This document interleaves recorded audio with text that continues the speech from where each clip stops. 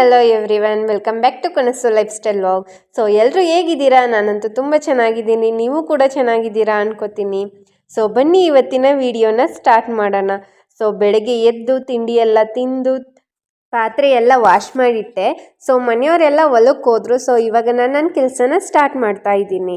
ಮನೆ ಸ್ವಲ್ಪ ಲಡ್ಡಾಗ್ಬಿಟ್ಟಿತ್ತು, ಒಂದು ಸ್ವಲ್ಪ ಕಸ ಎಲ್ಲ ನೀಟಾಗಿ ತೆಗ್ದಿರಲಿಲ್ಲ. ಸರಿಯಾಗಿ ಎಲ್ಲ ನೀಟಾಗಿ ತೆಗಿಯೋಣ ಅಂತ ಕಸ ತೆಗಿತಾ ಇದ್ದೀನಿ ಬೆಳಿಗ್ಗೆ. ಎಷ್ಟು ಸತಿ ಕ್ಲೀನ್ ಮಾಡಿದ್ರೂ ತುಂಬ ಜಾಸ್ತಿ ಡಸ್ಟ್ ಇದ್ದೇ ಇರುತ್ತೆ, ಅದೆಷ್ಟೇ ನೀಟಾಗಿ ಕಸ ತೆಗೆದ್ರೂ ಅಷ್ಟೇ.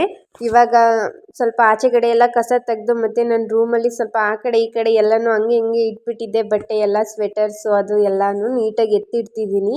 ನೀಟಾಗಿ ಅದಾದ್ರ ಜಾಗಕ್ಕೆ ಎಲ್ಲನೂ ಎತ್ತಿಟ್ಟು ಎಲ್ಲನೂ ಕ್ಲೀನ್ ಮಾಡಿ ನೀಟಾಗಿ ಒಂದು ಕಡೆಯಿಂದ ಎಲ್ಲ ಕಸ ತಗೊಬತ್ತಾ ಇದ್ದೀನಿ.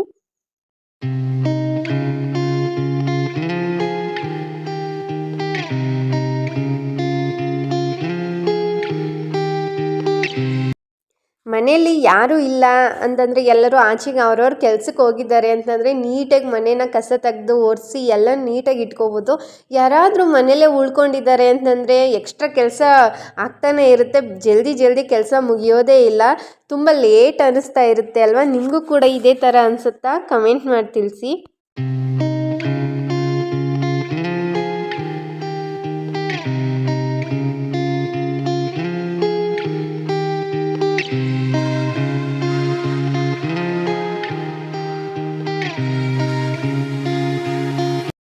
ಕಟ್ ಮಾಡಿರೋ ತರಕಾರಿ ಸಿಪ್ಪೆ ಮತ್ತು ಹಣ್ಣುಗಳು ಸ್ವಲ್ಪ ಹಾಳಾಗ್ಬಿಟ್ಟಿರೋದು ಎಲ್ಲನೂ ಅಲ್ಲಲ್ಲೇ ಇಟ್ಟಿತ್ತು. ಸೊ ಅದನ್ನೆಲ್ಲ ನೀಟಾಗಿ ಎಲ್ಲನೂ ಕ್ಲೀನ್ ಮಾಡ್ತಾ ಇದ್ದೀನಿ.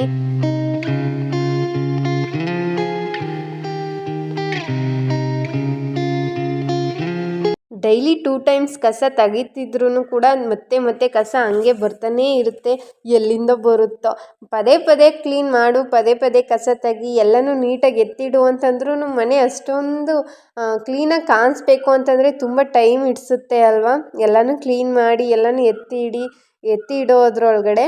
ಸೊ ಇವಾಗ ಕಸ ಎಲ್ಲ ತೆಗ್ದು ಎಲ್ಲನೂ ತೊಗೊಂಡೋಗಿ ಆಚೆ ಎಲ್ಲ ಚೆಲ್ಬಿಟ್ಟು ಬಂದು ಇವಾಗ ಸ್ವಲ್ಪ ಸೋಪದು ಬೆಡ್ ಸ್ಪ್ರೆಡ್ ಎಲ್ಲ ಆ ಕಡೆ ಈ ಕಡೆ ಆಗಿ ಹೋಗಿತ್ತು, ಅದನ್ನೆಲ್ಲ ನೀಟಾಗಿ ಹಾಕ್ಬಿಟ್ಟು ಎಲ್ಲನೂ ಎತ್ತಿಟ್ಟೆ. ಇವಾಗ ಬಟ್ಟೆ ಎಲ್ಲ ವಾಶ್ ಮಾಡಿ ಮೇಲ್ಗಡೆ ರೂಮಲ್ಲಿ ಒಣಗಿ ಹಾಕಿದ್ವಿ, ಮಳೆ ಬರ್ತಿತ್ತಲ್ವ ಅದಕ್ಕೆ. ಇವಾಗ ಅದನ್ನೆಲ್ಲ ತೊಗೊಬಂದು ಇಟ್ಟಿದ್ದೀನಿ. ತೊಗೊಬಂದು ಎಲ್ಲ ನೀಟಾಗಿ ಮಡಚಿ ಯಾವ್ಯಾವುದನ್ನು ಎಲ್ಲೆಲ್ಲಿ ಇಡಬೇಕು ಅಲ್ಲೆಲ್ಲನೂ ನೀಟಾಗಿ ಎತ್ತಿ ಇಡ್ತಿದ್ದೀನಿ.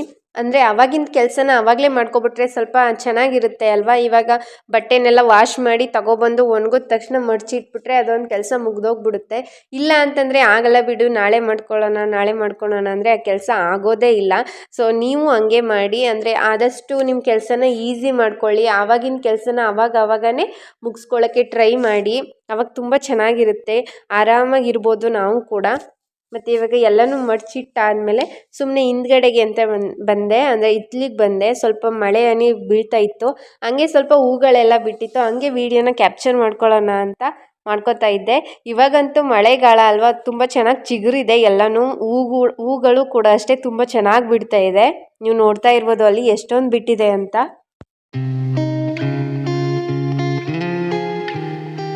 ಹಂಗೇನೆ ನಾವು ಹಾಕಿರೋ ನಿಂಬೆ ಗಿಡದಲ್ಲಿ ನಿಂಬೆಕಾಯಿಗಳು ತುಂಬ ಬಿಟ್ಟಿದೆ, ಅದನ್ನು ಹಂಗೆ ನೋಡ್ತಾ ಇದೆ. ಒಂದು ಸ್ವಲ್ಪ ಬಿಟ್ಟಿದೆ, ಒಂದು ಸ್ವಲ್ಪ ಕೂದಿಟ್ಟಿದ್ವಿ ಮೊದಲೇ.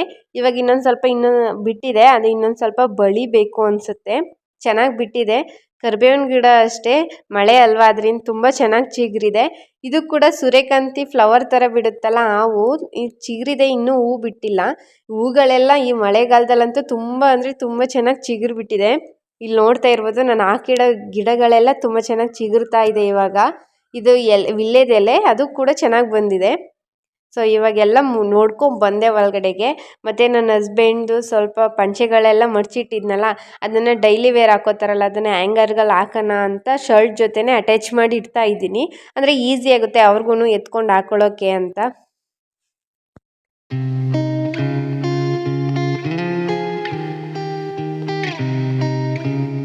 ಮನೇಲಿ ಶೋಗೆ ಅಂತ ಇಟ್ಟಿರೋ ವಸ್ತುಗಳನ್ನ ಅವಾಗ ಮುಟ್ತಾ ಇದ್ದರೆ, ಅದ್ರ ಜೊತೆ ಆಟ ಆಡ್ತಿದ್ರೆ ತುಂಬ ಖುಷಿಯಾಗುತ್ತೆ ಅಲ್ವಾ?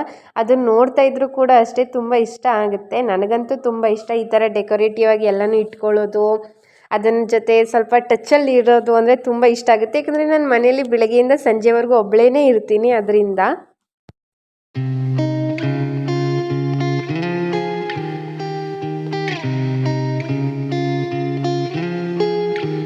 ಇವಾಗ ಸ್ವಲ್ಪ ಟೆರೆಸ್ ಮೇಲ್ಗಡೆಗೆ ಹೋಗೋಣ ಅಂತ ಬಂದೆ. ಆವಾಗ ಈಚೆಗಡೆ ಬಂದಾಗ ಸ್ವಲ್ಪ ತುಳಸಿ ಗಿಡ ಯಾಕೋ ಸ್ವಲ್ಪ ಮಾರಿ ಥರ ಹುಳಗಳೆಲ್ಲ ಬಂದು ಸ್ವಲ್ಪ ಹಾಳಾಗ್ತಿತ್ತು. ಅದಕ್ಕೆ ಹೊರ್ಟೋಗಿರೋ ಎಲೆಗಳನ್ನೆಲ್ಲ ಸ್ವಲ್ಪ ತೆಗೆದುಬಿಟ್ಟು ಸ್ವಲ್ಪ ನೀರು ಹಾಕ್ಬಿಟ್ಟು ಅದನ್ನು ಕ್ಲೀನ್ ಮಾಡಿ ಇಡ್ತಾ ಇದ್ದೆ. ಹಾಗೆಯೇ ಈ ಕಡೆ ಶೋ ಗಿಡಗಳು ಅಂತ ಇಟ್ಟಿದ್ದೆ. ಅದು ಕೂಡ ಅಷ್ಟೇ ಸ್ವಲ್ಪ ಗಾಳಿಗೆ ಎಲ್ಲ ಬಂದಿರುತ್ತೆ ಅಲ್ವಾ, ಅದು ವೈಟ್ ಹುಳಗಳೆಲ್ಲ ಬಂದು ಸೇರ್ಕೊಬಿಟ್ಟು ಗಿಡ ಎಲ್ಲ ಒಣಗೋಗ್ಬಿಡುತ್ತೆ. ಅದಕ್ಕೆ ಅದು ಸ್ವಲ್ಪ ನೀರೆಲ್ಲ ಹಾಕಿ ಅದನ್ನೆಲ್ಲ ಚೆನ್ನಾಗಿ ನೋಡ್ತಾ ಇದ್ದೆ ಏನಾಗಿದೆ ಅಂತ.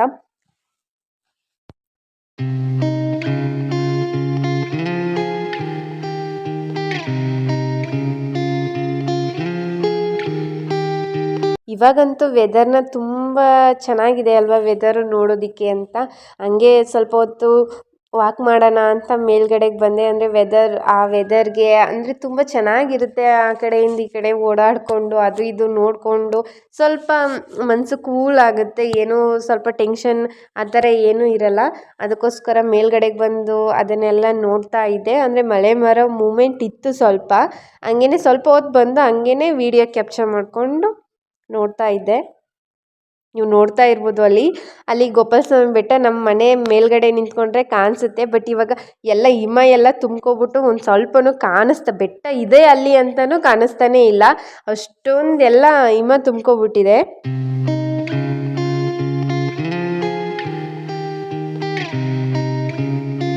ಇವಾಗ ಸಂಜೆ ಆಯಿತು. ಸೊ ನಾನು ಫ್ರೆಶಪ್ ಆಗಿ ಬಂದು ನಾನು ರೆಡಿ ಆಗ್ತಿದ್ದೀನಿ ಇವಾಗ. ಅಂದರೆ ನಾನು ಲಾಸ್ಟ್ ವೀಡಿಯೋದಲ್ಲೇ ಹೇಳಿದೆ, ಅಂದರೆ ಸ್ವಲ್ಪ ನಮ್ಮನ್ನು ನಾವು ಜಾಸ್ತಿ ಇಷ್ಟಪಟ್ಟರೆ ತುಂಬ ಖುಷಿಯಾಗುತ್ತೆ ಅಲ್ವಾ.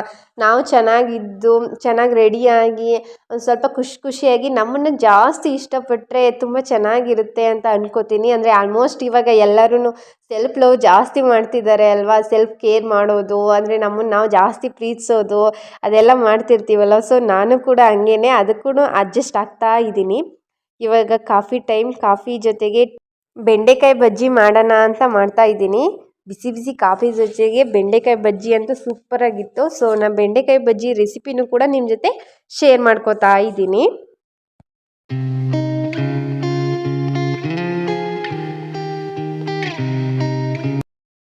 ಮೊದಲಿಗೆ ಬೆಂಡೆಕಾಯಿನ ಸ್ಟ್ರೈಟಾಗಿ ಕಟ್ ಮಾಡ್ಕೊಬಿಡಿ.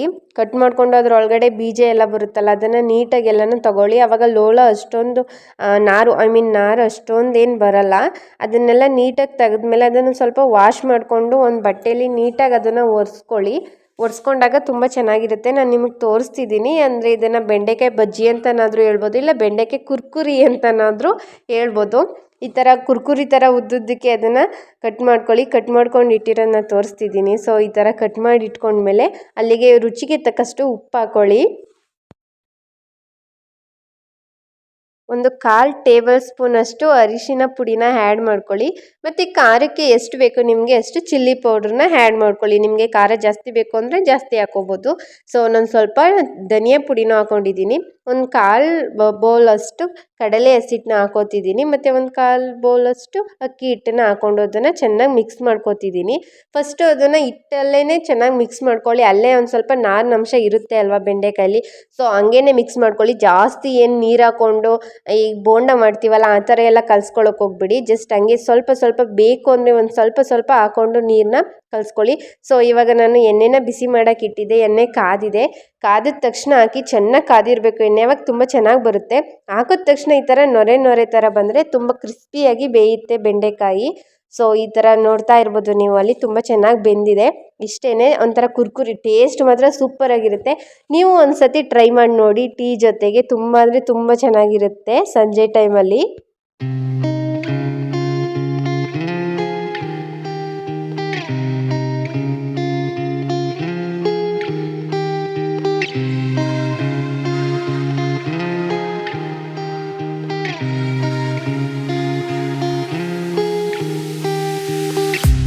ಇವಾಗ ಕಾಫಿ ಎಲ್ಲ ಕುಡ್ದಾಗಿತ್ತು. ಸೊ ಇವಾಗ ನೈಟು ಅಡುಗೆ ಮಾಡ್ತಾಯಿದ್ದೀನಿ. ಸೊ ಹುರುಳಿ ಸಾಂಬಾರಿತ್ತು ಮತ್ತು ಅದ್ರ ಜೊತೆಗೆ ಮುದ್ದೆ ಒನ್ನಿಸ್ತಾ ಇದ್ದೀನಿ. ಸ್ವಲ್ಪ ಆದರೆ ಸಾಕಾಗುತ್ತೆ. ಸೊ ಮುದ್ದೆ ಒನ್ನಿಸಿ ಹುರುಳಿ ಸಾಂಬಾರಿತ್ತು ಅದನ್ನೇ ಬಿಸಿ ಮಾಡ್ಕೊತಾ ಇದ್ದೀನಿ.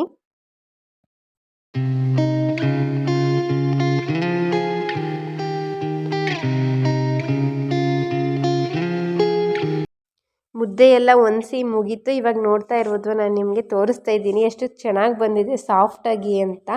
ಸೊ ಹಂಗೇ ಹುರುಳಿ ಸಾಂಬಾರು ಮಾಡಿದ್ದೆ ಅಲ್ವಾ, ಹುರುಳಿಕಾಳಿತ್ತು ಅದನ್ನು ಒಗ್ಗರಣೆ ಮಾಡ್ಕೊತಾ ಇದ್ದೀನಿ. ಹಂಗೇ ರೆಸಿಪಿನೂ ಕೂಡ ಶೇರ್ ಮಾಡ್ತಾ ಇದ್ದೀನಿ. ಇವು ಏನಿಲ್ಲ, ಒಂದು ಈರುಳ್ಳಿ, 2 ಮೆಣಸಿಕಾಯಿ, ಕರಿಬೇವಿನ ಸೊಪ್ಪು ಅದನ್ನು ಸ್ವಲ್ಪ ಎಣ್ಣೆ ಹಾಕ್ಬಿಟ್ಟು ಒಗ್ಗರಣೆ ಮಾಡ್ಕೊಳ್ಳಿ. ಅಲ್ಲಿಗೆ ಸ್ವಲ್ಪ ಒಂದು ಚಿಟಿಕೆ ಅಷ್ಟು ಅರಿಶಿನ ಪುಡಿ, ಸ್ವಲ್ಪ ಉಪ್ಪು ಮತ್ತು ಒಂದು ಸ್ವಲ್ಪ ಬೇಕು ಅಂತಂದರೆ ಧನಿಯಾ ಪುಡಿನ ಹಾಕ್ಕೋಬೋದು, ಬೇಡ ಅಂದರೆ ಸ್ಕಿಪ್ ಮಾಡ್ಕೊಳ್ಳಿ. ಮತ್ತು ಕಾಯಿ ತುರಿನ ತುರಿದು ಇಟ್ಕೊಂಡಿದ್ದೆ, ಅದನ್ನು ಸ್ವಲ್ಪ ಆ್ಯಡ್ ಮಾಡಿಕೊಂಡು ಚೆನ್ನಾಗಿ ಎಣ್ಣೆಲೇ ಫ್ರೈ ಮಾಡಿಕೊಂಡು ಅಷ್ಟೇ ಹುರುಳಿಕಾಳನ್ನ ಬಸ್ತಿಟ್ಕೊಂಡಿದ್ದೀನಲ್ಲ ಅದನ್ನು ಅಲ್ಲಿಗೆ ಆ್ಯಡ್ ಮಾಡಿಕೊಂಡು ಒಗ್ಗರಣೆ ಮಾಡ್ಕೊಳ್ಳೋದು. ಇಷ್ಟೇ ಈಸಿಯಾಗಿ ಮಾಡ್ಕೊಳ್ಳೋದು. ಇದನ್ನು ನಾನು ಊಟದ ಜೊತೆಗೆ ಅಂತ ಮಾಡ್ಕೊಂಡಿದ್ದೆ, ತುಂಬ ಚೆನ್ನಾಗಿತ್ತು. ಹುರುಳಿ ಸಾಂಬಾರು, ರೈಸ್, ಮುದ್ದೆ ಮತ್ತು ಪಲ್ಯ 3 ಕೂಡ ತುಂಬ ಚೆನ್ನಾಗಿತ್ತು. ಸೊ ಇವತ್ತಿನ ರೋಟೀನ್ ಇದಾಗಿತ್ತು ಫ್ರೆಂಡ್ಸ್. ನಿಮಗೇನಾದರೂ ಈ ವಿಡಿಯೋ ಇಷ್ಟ ಆದರೆ ಪ್ಲೀಸ್ ಲೈಕ್ ಮಾಡಿ, ಶೇರ್ ಮಾಡಿ, ಕಮೆಂಟ್ ಮಾಡಿ. Thanks for watching my video.